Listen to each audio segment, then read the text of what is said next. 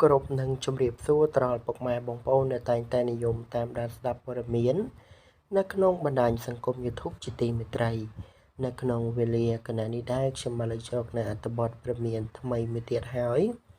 ដែលមានចំណងជើងថាភ្ញាក់ផ្អើលខ្លាំងស្ងាត់បាត់មុខមួយរយៈបាទមាសនារាជអតីតប្រឡង The Voice Kids ងាកមកធ្វើការនេះ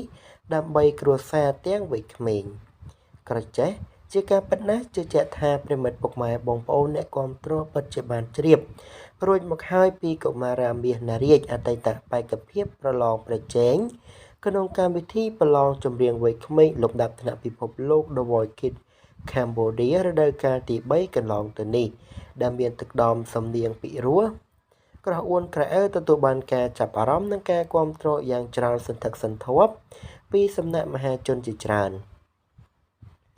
ជាក់ស្ដែងផងដែរនោះក្រោយពេលមានឱកាសបាឈានបានត្រឹមវគ្គ Live Show សប្តាហ៍ទី2កុមារាមាសនារាជហាក់ស្ងាត់មិនសូវបង្ហាញមុខលើឆាកតន្ត្រីឡើយដោយបង្ហាញមុខតិចតួចតាមកម្មវិធីរោងការ